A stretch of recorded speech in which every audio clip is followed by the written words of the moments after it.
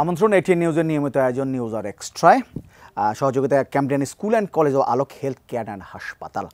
আজ আমরা কথা বলবো জুলাই গণহত্যার বিচার এমন একটি বিষয় নিয়ে। আমাদের সঙ্গে দুজন আলোচক আছেন, একটু পরিচিত হয়ে নিই। আমাদের সঙ্গে স্টুডিওতে আছেন এস.এম. শাহজাহান, তিনি সিনিয়র অ্যাডভোকেট সুপ্রিম কোর্ট। আছেন অ্যাডভোকেট গাজী এম.এইচ. তামিম, তিনি প্রসিকিউটর আন্তর্জাতিক অপরাধ ট্রাইব্যুনাল। আমরা টেলিভিশনে এখন রেগুলার তাকে দেখছি। আমরা কথা বলবো এবং জুমে আমাদের সঙ্গে যুক্ত হবেন এই জুলাই হত্যাকাণ্ড কিংবা বৈষম্য বিরোধী ছাত্র আন্দোলনের সময় নিহত ফারহান ফায়াজের বাবা শহীদুল ইসলাম ভূঁইয়া। আলোচনাটা শুরু করবো এস.এম. শাহজাহান আপনাকে দিয়ে। নতুন সরকার আসার পরে আমরা যে রিফর্মগুলো দেখলাম, বিভিন্ন যে পরিবর্তনগুলো দেখলাম, সেখানে কিন্তু বিচার বিভাগে একটা বড় পরিবর্তন আমরা দেখেছি। বিচার বিভাগ নিয়ে নানা ধরনের কথা হয়েছে।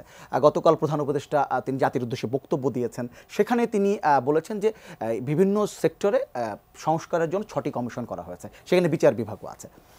আপনাকে সেটা প্রথমে জানতে চাই যে বিচার বিভাগের উপর মানুষের একজন আস্থাহীনতা তৈরি হয়েছিল, সেই আস্থাটা ফিরিয়ে আনার জন্য রিফর্ম যদি করতে হয়, যে ছোট করে বলেন কি কি জায়গায় আসলে রিফর্ম এখন খুবই প্রয়োজন? দেখুন, আমি প্রথম যেটা দিয়ে শুরু করতে চাই যে মাননীয় প্রধান উপদেষ্টা ওনার গতকালকে ওনার বক্তৃতায় উনি যেটা বলেছেন, যেই 6টা কমিটি করা হয়েছে তার মধ্যে বিচার বিভাগের এটা সংস্কারের জন্য যাকে করা হয়েছে, সিলেক্ট করা হয়েছে মাননীয় বিচারপতি শাহ আবু নাঈম মমিনুর রহমান। অত্যন্ত শ্রদ্ধার মানুষ উনি, এবং ওনার উপরে আস্থা নেওয়া যায়। উনি হাইকোর্ট ডিভিশনে জাস্টিস ছিলেন, অ্যাপারেট ডিভিশনে জাস্টিস ছিলেন।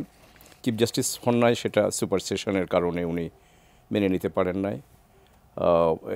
ওনাকে প্রতি আমরা বলবো যে অবিচারই করা হয়েছিল। তো একজন আইনজীবী হিসাবে এবং পরবর্তী সময়ে বিচারক হিসাবে উনি সর্বজন শ্রদ্ধেয়। এবং আমি প্র্যাকটিসিং লয়ার হিসেবে সুপ্রিম কোর্টের আমি যেটা আশ্বস্ত আমরা হয়েছি যে এই সংস্কার যদি ওনার হাত ধরে আসে, আমার মনে হয় যে এটা জাতি এবং বিশেষ করে আমরা আইনজীবী যারা বা আমরা এই কোর্ট কনসার্ন যারা আমরা এবং আইনের ছাত্র যারা, আমরা বোধহয় একটা অভিষ্ট লক্ষ্যে আমরা পুষতে পারবো। এবং উনি নিশ্চয়ই ওনার দীর্ঘদিনের অভিজ্ঞতা এটা দিয়ে উনি যেই রিফর্ম যেটা উনি করার জন্য প্রস্তাব যেটা রাখবেন, আমার মনে হয় যে জাতি সেখানে আশাহত হবে না, কারণ উনি আস্থার মানুষ। আমরা ওনার উপরে আস্থা রাখতে পারি। এবং এই যে সাধারণ মানুষ বিভিন্ন জায়গায় মামলা করছে, বিশেষ করে আমরা এখন হত্যা মামলা দেখছি, বিভিন্ন ধরনের হত্যা মামলা হচ্ছে। আসলে এটার এই যে থানায় মামলা করছে, তারপর এক বিচারটা আমরা তো একসময় দেখতাম যে একটা বিচার মামলা করার পরে এটা বিচারের দীর্ঘসূত্রিতার একটা জায়গায় পৌঁছে যেত। আসলে প্রসেসটা কীরকম? প্রসেসটা হলো যে আমাদের দেশে, আমি এখানে আমার সাথে আছেন ইন্টারন্যাশনাল ক্রাইমস ট্রাইব্যুনালের এই যে সদ্য নিয়োগপ্রাপ্ত একজন প্রসিকিউটর সাহেব আছেন। তো ওনাদের বিষয়টা আলাদা, এটা আইনটাও ভিন্ন এবং এটার প্রসিডিউরটাও ভিন্ন। তো আমি এমনি সাধারণ আইন যেটা আমাদের আছে, ক্রিমিনাল ল আমাদের দেশে হুইচ ইজ এক্সিস্টিং, এবং এখানে আপনার 3টা আইন কানেক্টেড ফৌজদারি বিচারের জন্য। ফার্স্ট হলো আপনার পেনাল কোড দণ্ডবিধি 1860-তে এই আইনটা হয়েছে। আর এটা প্রসিডিউরাল ল আমাদের যেটা, সেটা হলো যে কোড অফ ক্রিমিনাল প্রসিডিউর, যেটা এটা 1898। আচ্ছা, দেন আপনার এভিডেন্স অ্যাক্ট লাগবে, সাক্ষ্য আইন লাগবে, সাক্ষ্য লাগবে বিচারে, এটা 1872। তো আমাদের বিশেষ করে এই যে আপনার ক্রিমিনাল প্রসিডিউর কোড যেটা, এটা হলো বিচারের আপনার যেটা ওই প্রসিডিউর যেটা। তো এই প্রসিডিউরে 2ভাবে ফৌজদারি মামলা করা যায়। একটা কগনিজেবল অফেন্স মানে ধর্তব্য অপরাধ যেটা, এবং কগনিজেবল অফেন্সটা যদি হয়ে যায়, সেক্ষেত্রে যিনি অ্যাফেক্টেড বা যার প্রতি এটা করা হলো, 2ভাবে সে কোর্ট মানে আপনার বিচারের প্রার্থনা সে করতে পারে। একটা হলো 154 of the code of criminal procedure, that is আপনার এফআইআর, ফার্স্ট ইনফরমেশন রিপোর্ট, যেটা এটা থানায় গিয়ে করতে পারে। আর আরেকটা হলো section 200 code of criminal procedure, সিআরপিসিতে উনি একটা কমপ্লেন্ট কেস করতে পারে।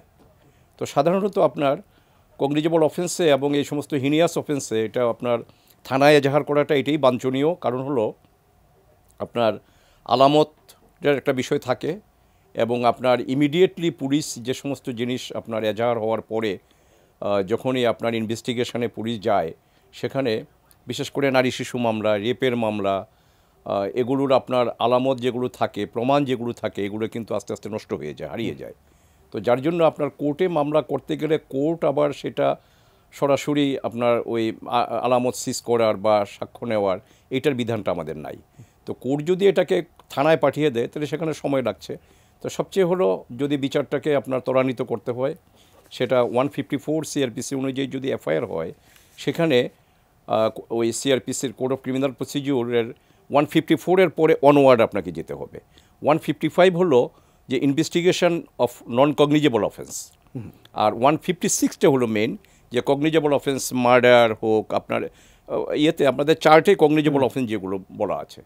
তো ওটা 156 থেকে শুরু হয়, এই 156 থেকে 173-তে গিয়ে শেষ হলো।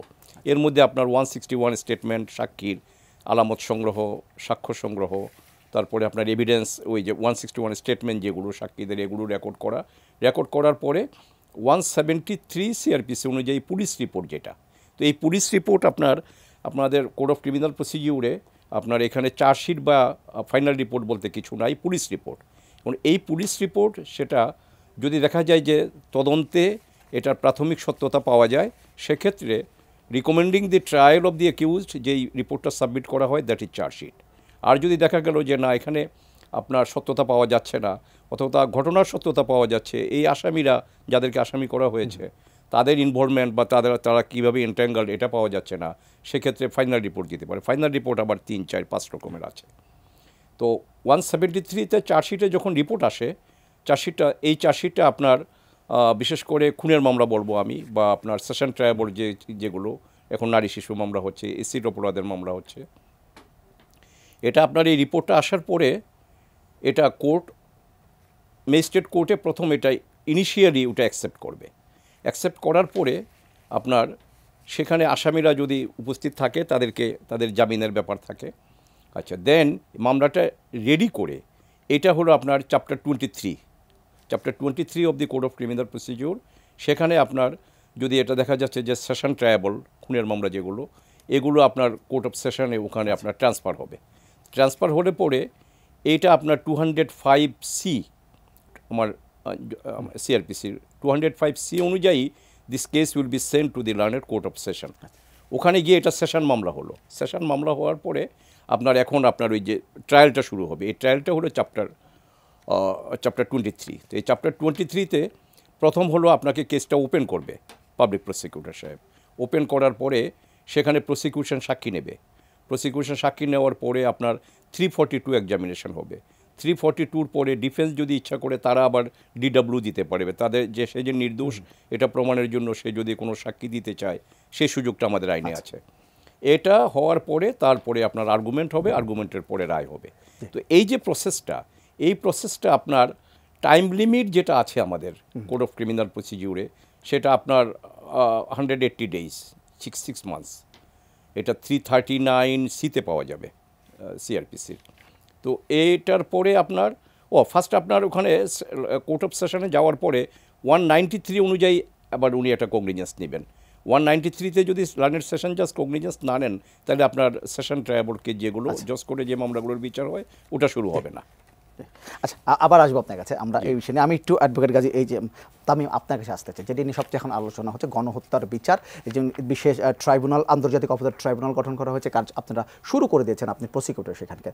অনেকগুলো প্রশ্ন, অনেক কিছু জানার আছে বিষয়টা। একটু প্রথমে জানতে চাই এখন পর্যন্ত কতটুকু এগুলো আসলে কাজ। জি, ধন্যবাদ আপনাকে এবং এটিএন নিউজের সকল দর্শককে। আজকে এমন একজন মানুষের সঙ্গে আপনি আমাকে মেহমান হিসেবে ডেকেছেন যার হাত ধরে আমি ক্রিমিনাল মামলা শিখেছি এই সুপ্রিম কোর্টে, এবং তিনি আমাদের সুপ্রিম কোর্টের ক্রিমিনাল মামলার লেজেন্ড আমরা বলবো। স্যারের পাশে দেখে কথা বলাটাও একটা মানে সাহসের ব্যাপার, তারপরেও স্যারকে সম্মান রেখে বলছি। না, আপনি এখন অনেক ক্ষমতাবান লার্নেড প্রসিকিউটর, দেশ জাতি আপনার দিকে তাকিয়ে আছে। আন্তর্জাতিক অপরাধ ট্রাইব্যুনালের প্রসিডিংসটা আমি খুব ছোট্ট করে বলবো সাধারণ মানুষের বোঝার জন্য। সাধারণ ক্রিমিনাল মামলার প্রসিডিংস তো স্যার বললেন। আন্তর্জাতিক অপরাধ ট্রাইব্যুনালের মামলা আসলে না, এটা একটা অভিযোগ দায়ের করার দুটো পদ্ধতি আছে। একটি হলো যে আন্তর্জাতিক অপরাধ ট্রাইব্যুনালের তদন্ত সংস্থায় সরাসরি অভিযোগ দায়ের করা যায় তদন্তের আবেদন চেয়ে। সেখানে আপনি আসামির নাম উল্লেখ করতে পারেন, ঘটনার উল্লেখ করতে পারেন, আবার খুব সংক্ষেপেও বলে দিতে পারেন। সেখানে কোনো লয়ারের সাহায্য নিতে পারেন অথবা লয়ারের সাহায্য নেওয়া ছাড়াই যে কোনো ভুক্তভোগীও যেতে পারেন, অথবা যে ঘটনাটা জানে তিনিও যেতে পারেন। আরেকটা পথ হলো সরাসরি প্রসিকিউশন অফিসে এসে কোনো ব্যক্তি কোনো একটা ঘটনার বিষয়ে জানাতে পারেন। এটা আমরা গত পরশুদিন প্রসিকিউশন অফিসে একটা ডেস্ক ওপেন করেছি, যে যেহেতু এখনও মানুষের পুলিশের উপরে এই আস্থাটা এখনও ফেরেনি, লাস্ট 16-17 বছর পুলিশের যে আচরণ মানুষ দেখেছে, সেজন্য পুলিশের কাছে যেতে এখনও মানুষ ওইভাবে কমফোর্ট ফিল করছে না। এজন্য আমরা প্রসিকিউশন অফিস থেকে এটা ওপেন করেছি। ছোট্ট একটা উদাহরণ দেই, গতকালকে আমরা গিয়েছিলাম চক্ষু বিজ্ঞান ইনস্টিটিউটে অসুস্থ রোগীদের দেখার জন্য। তো স্বাভাবিকভাবে আমাদের চিফ প্রসিকিউটর মহোদয় সহ আমাদের সাথে কিছু গানম্যান ছিলেন পুলিশের পোশাকে। তো যারা ভিকটিম তারা বলছে, স্যার আপনাদের সাথে তো পুলিশ, আপনারা বিচার কী করে করবেন, কাদের বিচার করবেন? তার মানে এখনও তাদের এই পুলিশের প্রতি যে একটা অনীহা এটা রয়ে গেছে। তাহলে এই পদ্ধতিতে আপনি মামলা করতে পারলেন, তদন্ত শুরু হয়ে যাবে। আমরা মামলা বা অভিযোগ দায়ের করার সাথে সাথে একটা কমপ্লেইন রেজিস্টার সিরিয়াল নাম্বার পড়বে, এটাই হলো মামলার নাম্বার প্রাথমিকভাবে। তদন্ত শুরু হয়ে যাবে, তদন্ত চলাকালীন অবস্থায় তদন্ত সংস্থার আবেদনের প্রেক্ষিতে প্রসিকিউশন গ্রেফতারি পরোয়ানা চাইতে পারবে এই আসামিদের বিরুদ্ধে। গ্রেফতারি পরোয়ানা চাওয়ার সাথে সাথে একটা মামলার নাম্বার পড়বে বিবিধ মামলা, এটাও পূর্ণ মামলা না। তদন্ত চলবে, তদন্ত একটা পর্যায়ে শেষ হবে, তদন্ত প্রতিবেদন জমা দিলে মামলাটা শুরু হয়ে গেল। তদন্ত প্রতিবেদন জমা দিবে হলো প্রসিকিউশনের কাছে, চিফ প্রসিকিউটর এই তদন্ত প্রতিবেদনকে একটি আনুষ্ঠানিক অভিযোগ আকারে কোর্টে দাখিল করবে। কোর্ট এটাকে কগনিজেন্স নিবে, কগনিজেন্সের পরে চার্জ হিয়ারিং হবে, মানে অভিযোগ গঠনের উপরে শুনানি হবে। অভিযোগ গঠন হবে অথবা হবে না, অভিযোগ গঠন হলে সাক্ষ্য ডাকবে, সাক্ষ্য হবে, আর্গুমেন্ট হবে, বিচার হবে। এটাই হলো ট্রাইব্যুনালের পদ্ধতি। এইভাবেই ট্রাইব্যুনালে এতদিন বিচার হয়েছে, ট্রাইব্যুনাল আইনটাই এই আইনটার মধ্যেই সাক্ষ্য আইনের ধারাগুলো সংযুক্ত করা হয়েছে। এই আইনের মধ্যেই ফৌজদারি কার্যবিধির যে পদ্ধতি, ওখান থেকে বেশ কিছু পদ্ধতি নিয়ে যাওয়া হয়েছে। মানে এই একটি আইনই একটি স্বয়ংসম্পূর্ণ আইন। এই আইনে বিচার করার জন্য বাইরের অন্য কোনো কিছুরই প্রয়োজন হয় না। আচ্ছা, আরেকটা প্রশ্ন, সারা দেশে যখন এই গণহত্যা বলি বা যারা নিহত হয়েছেন জুলাই আগস্ট মাসে যারা নিহত হয়েছেন, তারা বিভিন্ন ধরনের মামলা হচ্ছে, বিভিন্ন জায়গায় মামলাগুলো হচ্ছে। এই মামলাগুলো কি শেষ পর্যন্ত আন্তর্জাতিক অপরাধ ট্রাইব্যুনালে একসাথে বিচার হবে নাকি আলাদা আলাদা বিচার হবে? জি, কিছু হয়েছে থানায়, কিছু হয়েছে আদালতে, আর কিছু হয়েছে ট্রাইব্যুনালের তদন্ত সংস্থায়। এর আগে আমরা যেটা দেখেছি, এই 71-এর ঘটনা নিয়ে যে সকল মামলা 2009 সাল থেকে 15 সাল পর্যন্ত সারা বাংলাদেশের কোর্টগুলোতে হয়েছিল, ট্রাইব্যুনালের পক্ষ থেকে একটি জেনারেল নোটিশ জারি করা হয়েছিল। সেখানে বলা হয়েছিল যে 1971-এর সংগঠিত অপরাধ বা আন্তর্জাতিক অপরাধ ট্রাইব্যুনালের আইনের আওতাধীন যত মামলা সারা দেশের যে কোনো থানায় বা যে কোনো আদালতে হয়েছে, সব কিছুকেই ট্রাইব্যুনালে চাওয়া হয়েছিল, এবং সেগুলো সেই সকল ম্যাজিস্ট্রেট বা থানা থেকে ট্রাইব্যুনালে পাঠিয়ে দেওয়া হয়েছে, এবং তার বিচার পরবর্তীকালে ট্রাইব্যুনালে হয়েছে একসঙ্গে। আর এখানেও আমরা এখনও এরকম কোনো জেনারেল সার্কুলার চালু করিনি, তবে আমাদের ইচ্ছা আছে যে আমরা এরকম একটা সার্কুলার জারি করে সব কিছুকে ট্রাইব্যুনালের অধীনে নিয়ে আসবো। আচ্ছা, যারা মামলার আসামি হবেন কিংবা যাদের বিচার সেখানে হবে, সেখানে ন্যায় বিচারে কতটা নিশ্চয়তা আপনারা দিচ্ছেন? জি, আমরা দুটা কথা সব জায়গায় বলছি। সেটা হলো, এই আইনে ডিফেন্সকে যতটুকু সুযোগ দেওয়া হয়েছে আইনের মধ্যে থেকে, তার সকল সুযোগগুলো আমরা দিতে চাই। আবার at the same time prosecution এবং সাক্ষীকে যতটুকু সুযোগ দেওয়া হয়েছে সেটাও আমরা দিতে চাই। At the end of the day বিচার শেষে যেন দুটো পক্ষই দাঁড়িয়ে বলতে পারে যে আমরা আইনের সকল সুবিধা আমরা ভোগ করতে পেরেছি, তারপরে বিচার যেটা হয়। তার মানে আমি রিপিট করি যে আইনের সকল সুবিধা ডিফেন্সকে দেওয়া হবে, কিন্তু বিচারের ক্ষেত্রে কোনো ছাড় দেওয়া হবে না। আচ্ছা, এটাই হলো আমাদের প্রিন্সিপাল। কারোর প্রতি জুলুম হবে না, আবার কেউ বেশি সুবিধাও পাবে না। রাইট, এটাই আমি একটু সাপ্লিমেন্ট করতে পারি। থ্যাঙ্কস টু মাই ফ্রেন্ড, আমার খুব স্নেহধন্য, আমার সাথে অনেক ডিফেন্সে অনেক মামলা করেছে, হাইকোর্ট ডিভিশনে করেছে, ইভেন এই যে ইন্টারন্যাশনাল ক্রাইমস ট্রাইব্যুনালে আমি ডিফেন্সে মামলা করতে গিয়েছি, তখন ওনার সেই অভিজ্ঞতাও আছে। তো কাজে আমি বলবো যে he is competent as because he has got দি আগে তো ডিফেন্সের তার যেই এক্সপিরিয়েন্স সেটা already he গেদার্ড, now he will start for prosecution. তবে একটা জিনিস যেটা সেটা হলো যে ওই code of criminal procedure and evidence act, এইটার আমার মনে হয় যে আইন তো আর এখনও পর্যন্ত পরিবর্তন হয়নি। আমাদের এই আইনটা কিন্তু 1973-তে আপনার এই যে ইন্টারন্যাশনাল ক্রাইমস ট্রাইব্যুনাল অ্যাক্ট 1973, তো ওখানে একটা প্রভিশন আছে যে ট্রাইব্যুনাল ইচ্ছা করে রুলস মানে করে নিতে পারবে। এই রুলসটা বোধহয় 2010-এ হয়েছিল আমার যদ্দূর মনে পড়ে।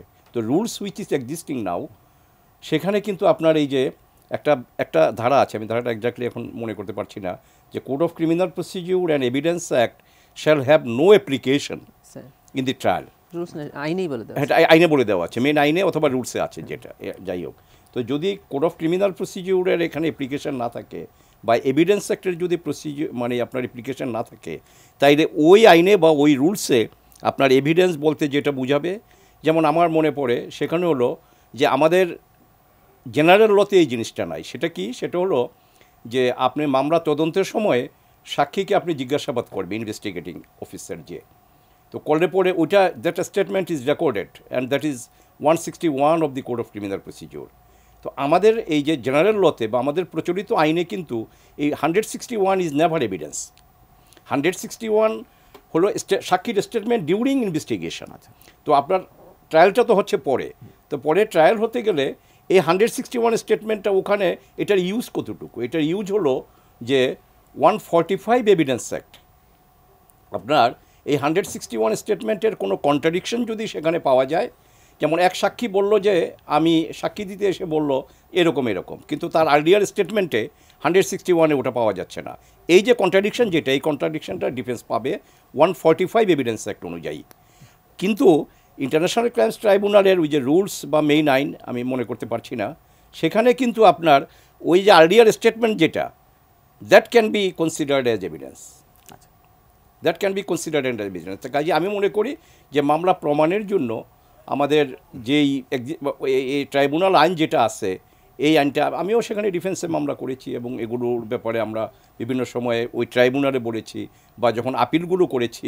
আর আমার একটু মানে আমি সৌভাগ্যই বলবো যে সেটা হলো যে ট্রাইব্যুনালে আপনার ট্রায়ালে আমি বেশ কয়েকবার গিয়েছি অনেকের মামলায়, বিশেষ করে অ্যাপালেট ডিভিশনে। আপনার প্রথম আমি শুরু করলাম মৌলানা দেলোয়ার হোসেন সাইদি সাহেবের, আল্লাহ ওনাকে জান্নাত নসিব করুক।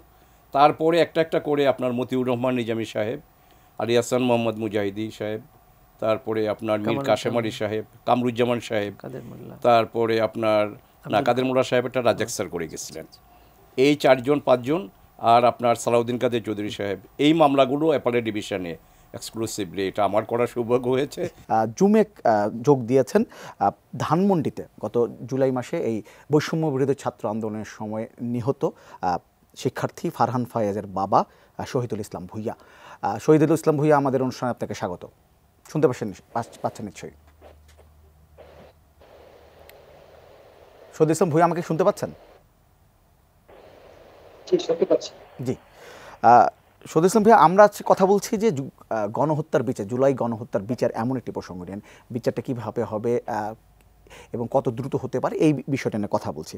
আমরা ফারহান ফায়াজের কথা শুনেছি। ফারহান ফায়াজ এরই মধ্যে বাংলাদেশের সব তরুণ বলেন সারা বাংলাদেশের মানুষের হৃদয় জায়গা করে নিয়েছে। একটু জানতে চাইব যে বিচারের প্রসঙ্গ যখন আসে আপনি কি ধরনের বিচার প্রত্যাশা করেন, এটা আপনার কাছে জানতে চাই।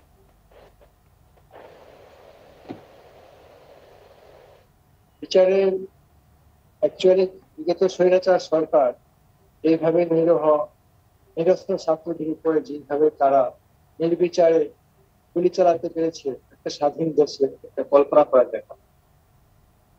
আমরা একটা কেমন একটা পরিস্থিতিতে ছিলাম, আমাদের ছেলেরা তাদের ন্যায্য দাবি আদায়ের জন্য তারা রাজপথে পেরেছে। তারা ছিল শান্তিপ্রিয় আন্দোলনে, তাদের হাতে কোনো লাঠি সেটা অস্ত্র ছিল। তাদেরকে যেভাবে নির্বিচারে স্বৈরাচার সরকারের পুলিশ বাহিনী, আওয়ামী সন্ত্রাসী বাহিনী যেভাবে নির্বিচারে গুলি করে হত্যা করবে, বলতে গেলে গণহত্যা চালাবে, আমরা তো অবশ্যই সেটার বিচার চাই। এই বিচারের প্রক্রিয়া হিসাবে আমরা আন্তর্জাতিক অপরাধ ট্রাইব্যুনালে আমরা অভিযোগ দায়ের করেছি। আশা করি এখন যেহেতু দেশের নির্দলীয় নিরপেক্ষ সরকার আছে, ডক্টর ইউনূস স্যারের নেতৃত্বে সেই সরকার পরিচালিত হচ্ছে এবং আমরা ন্যায় বিচারের আশায় এবং অতি দ্রুততম সময়ে যেন এই ন্যায় বিচারটা পাই সেই আসামে আমরা আদালতে শরণাপন্ন করেছি। একটু আপনার ছোট করে যদি পরিবারের কথা জানতে চাই, যে কি অবস্থায় এখন আসলে আপনার পুরো পরিবার, আমি জানি 1 মাস হয়ে গেছে, শোক আপনারা কাটিয়ে উঠতে পারেননি, তারপরে একটু জানতে চাই আর কি। কথাটা বুঝতে পারলাম না please। না আপনাদের পরিবার আপনাদের পুরো পরিবার নিশ্চয়ই এখনো শোকাগ্রস্ত, এখনো শোকে কাটিয়ে উঠতে পারেনি। মাত্র 1 মাস কেটেছে সবকিছু মিলে, সবকিছু যদি দেখি আমরা 1 মাসের বা একটু বেশি ফারান চলে গেছে। সবকিছু মিলে আপনাদের পরিবারের অবস্থা কিরকম এখন, মানসিক অবস্থা আসলে? অ্যাকচুয়ালি আমরা আমার একমাত্র ছেলে ফারহান ফায়াজ, আমার একমাত্র ছেলেকে হারিয়ে আমাদের কেমন মন অবস্থা, আমাদের পরিবারের কেমন অবস্থা, এটা আপনাদেরকে আর ভাষায় বোঝাতে পারবো না। সর্বোপরি পিতার কাছে সবচেয়ে লাশ, যে কত বড় বেদনা, এটা একমাত্র দেখতে দেখি বা আল্লাহ পাক জানে। বলতে গেলে তো আমরা প্রস্তুতিতে আমাদের পুরো ফ্যামিলি আমাকেই ছিল। আমার একমাত্র মেয়ে, সে 10ম শ্রেণীতে পড়ে, এখন পর্যন্ত সে পড়াশোনা শুরু করতে পারে। আজকে আমাদের জন্য আরো একটা খুব বেদনাদায়ক, সেটা হলো আজকে আমার ছেলে এই দিনে সে পৃথিবীতে এসেছে, আজকে তার বার্থডে।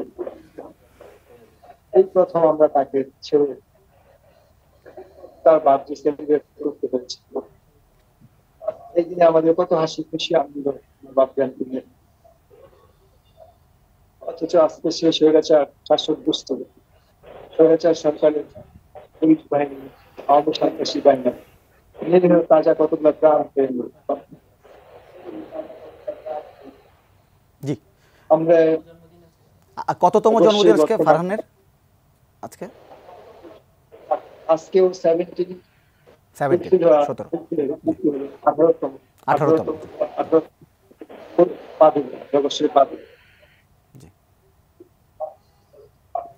জি, ধন্যবাদ শহীদ ইসলাম ভূঁইয়া। এবং আপনাকে আমি আর আসলে বেশিক্ষণ আটকে রাখবো না। আসলে এই কথাগুলো শোনাও আসলে খুবই কষ্টকর। ধন্যবাদ, আপনি এত কষ্ট করে আমাদের সাথে যুক্ত হয়েছেন, এর জন্য অসংখ্য ধন্যবাদ আপনাকে। এস.এম. শাহজাহান, আপনাকে যদি মন্তব্য করতে বলেন।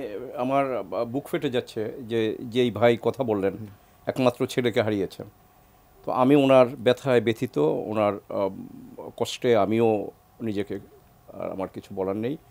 এবং একজন দুজন না তো শত শত বাবা, আমিও বাবা, সন্তানের বাবা, আমি জানি সন্তানের দরদ কী। তো একটা কথা সেটা হলো যে যাদেরকে হারিয়েছি তাদেরকে আর পাওয়া যাবে না, কিন্তু একটা জিনিস আমাদের এই সমাজকে, এই সরকারকে, আগামী দিনের সরকারকে, আমাদের এই প্রজন্মকে একটা জিনিস এনশিওর করতে হবে যে এটা ন্যায় বিচার যেন হয়। কারণ ন্যায় বিচার যদি না হয়, তাহলে ন্যায় বিচার হলে অন্তত এটুকু বলতে আমরা পারবো, বা এটুকু জাতি, এটা আমাদের একটা দায়বদ্ধতা এই বিচারটা করা।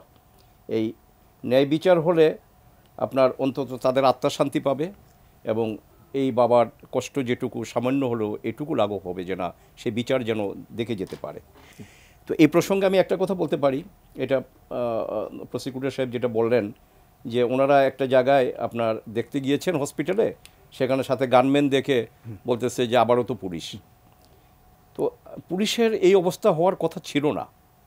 আপনি যত কথাই বলেন, পুলিশ ছাড়া চলতেও পারি না আমরা। এই যে 4-5 দিন আপনার যে একটা অকওয়ার্ড সিচুয়েশান, সেখানে রাস্তায় কিন্তু আপনার ডাকাতি শুরু হয়ে গেছিলো, কিন্তু কোনো পুলিশ আসতো না। এখন পুলিশের এই অবস্থার জন্য দায়ী কারা, এটা আমাদেরকে চিন্তা করতে হবে।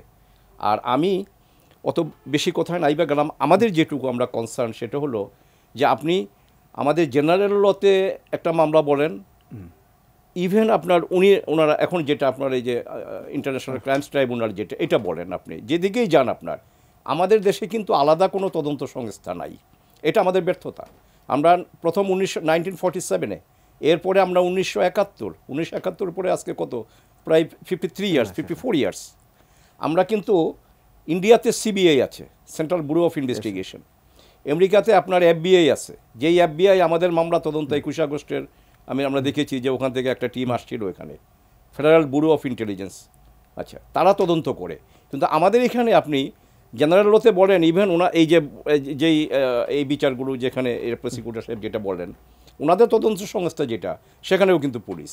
আপনি ডিবি পুলিশ বলেন, তারপরে যে আরেকটা করেছে হলো আপনার যেটা আপনার এই যে থানা পুলিশ, এটা তো একটা তদন্ত, মানে এজাহার হওয়ার পরে সেটা PBI, police bureau of investigation.